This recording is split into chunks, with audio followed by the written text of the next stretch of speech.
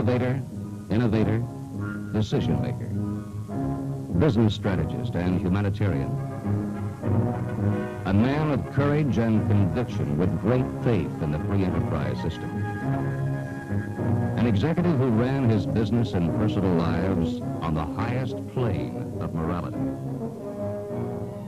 William Allen Patterson, the man who gave Illinois and Chicago the distinction of being the headquarters of the world's largest airline.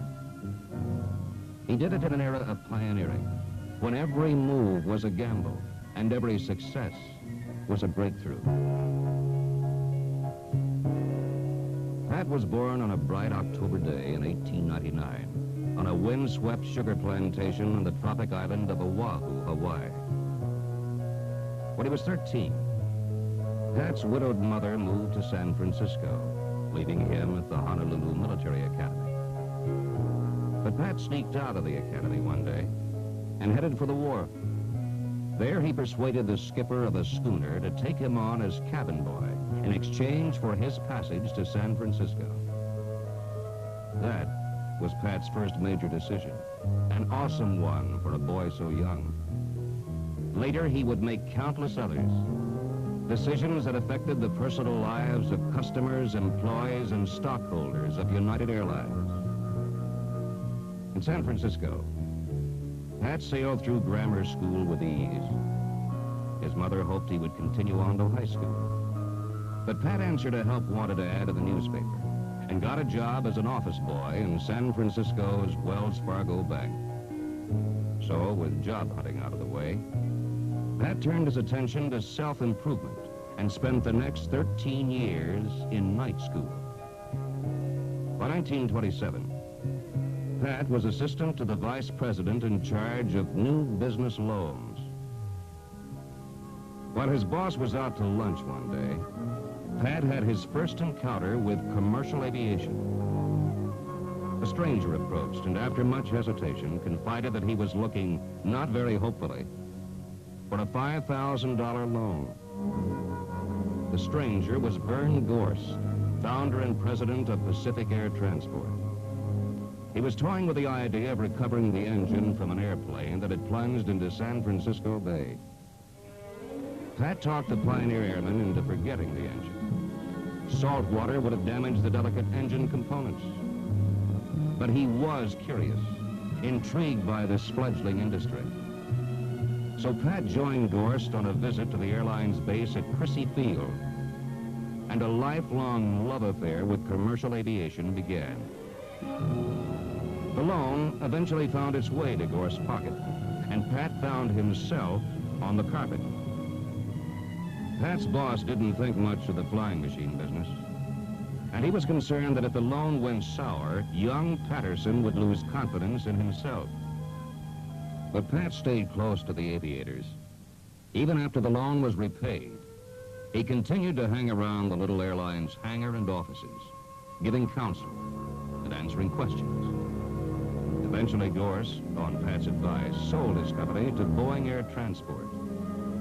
Boeing's president, Philip G. Johnson, was equally impressed with the young banker. He, in turn, sold Patterson on the idea of becoming his assistant. In January of 1929, at the age of 29, Pat moved to Seattle with his wife and their baby daughter to begin a new career.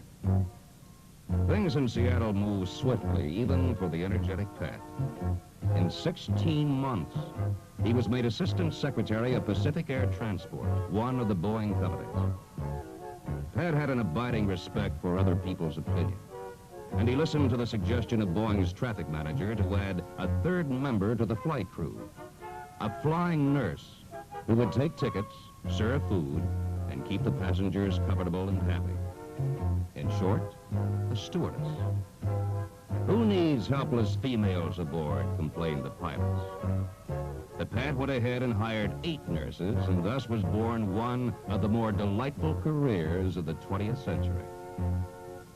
A firm believer in face-to-face communication, Pat quickly became a familiar figure in the airline's shops, hangars, and airport offices. I have come to talk over some company problems with you, he'd often say. But first, let's take up your own problems. While Pat was patiently welding together a firm, unified organization, developments occurred in Washington which threatened to blow the airline industry apart. By presidential decree on February 9th, 1934, all government airmail contracts were canceled. Thereafter, mail would be flown by U.S. Army pilots. In a panic, most airlines curtailed schedules or closed down completely. But Pat decided, even at a loss of $1 million a month, to keep United's planes aloft. The Army, inexperienced in fierce winter flying, lost a dozen of its flyers and smashed up $500,000 worth of airplanes. President Roosevelt quickly reversed his position and called for new bids on airmail contracts. At the same time, a congressional edict stipulated that no airline whose officials had participated in the so-called spoils conference that triggered cancellation of the airmail contracts could bid on mail routes. In addition, Congress barred those officials from the airline industry for 5 years. The congressional edict wiped out Boeing Air Transport, Pacific Air Transport, National Air Transport, and Barney Airlines, United's 4 transport subsidiaries. It left United Airlines Incorporated, the management corporation, as the conglomerate's sole organization qualified to bid on the new mail contracts. It also banished Phil Johnson and a number of other pioneer airline presidents from the U.S. air transport industry. At age 34, Pat was elected president of United Airlines. He was facing massive challenges.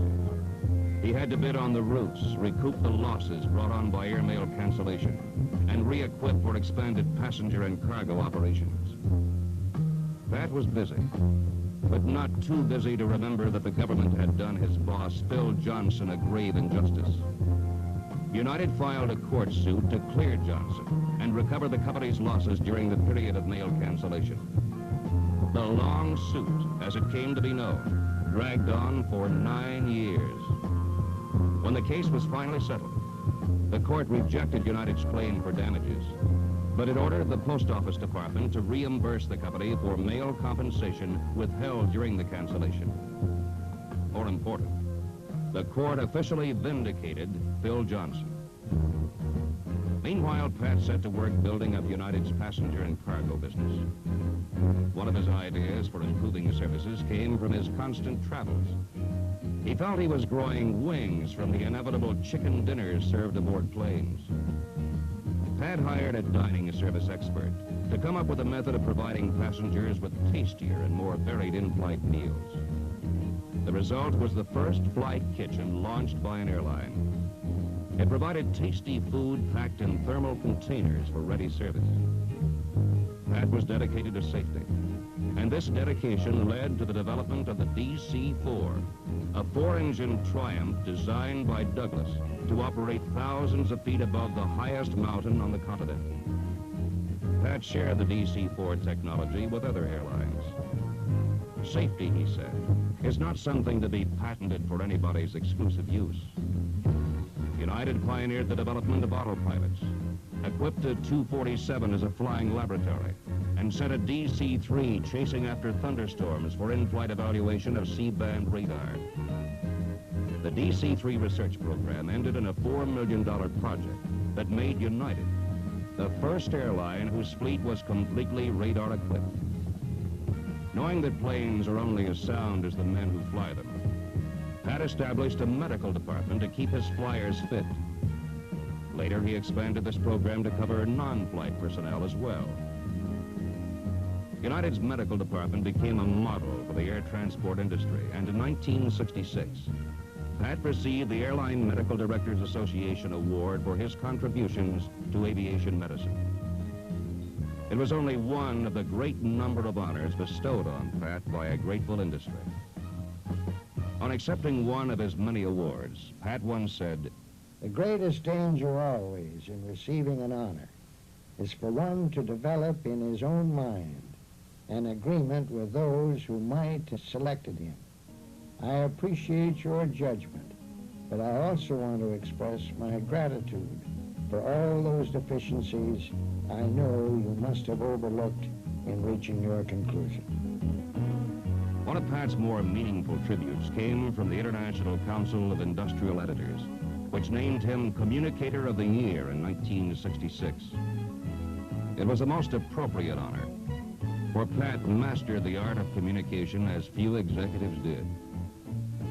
Thus, when growth of the United family made it virtually impossible for him to meet his thousands of employees face to face, Pat turned to other means. He launched his own question and answer column in the company magazine and instituted a formal recognition program that featured presentation of trophies and cash prizes to outstanding employees. In the post-World War II period, Pat foresaw that the era of propeller-driven planes was coming to a close. So he put the company's best brains to work exploring jet possibilities. After extensive evaluation, Pat signed a $175 million contract for 30 DC-8s on October 25th, 1955. He called it the most important decision in United Airlines history. Then, 5 years later, on July 28th, 1960, he signed his name to an even more important document, the merger agreement with beleaguered Capital Airlines. And when the merger was formalized on June 1st, 1961, United became the undisputed giant of the airline industry. A grateful board of directors promoted him to chairman of the board and chief executive officer on September 26, 1963. Before he retired in 1966, Pat made one more dramatic move that caught the attention of the airline industry. He announced plans to make United an all-jet airline, placing a whopping $750 million order for 119 jetliners. It was the largest equipment order by a single airline. On April 28, 1966, Pat addressed his last stockholders meeting at United and rang down the curtain on a spectacular career. He had built not only the best, but also the biggest airline in the free world. It had taken time, but not so very much time.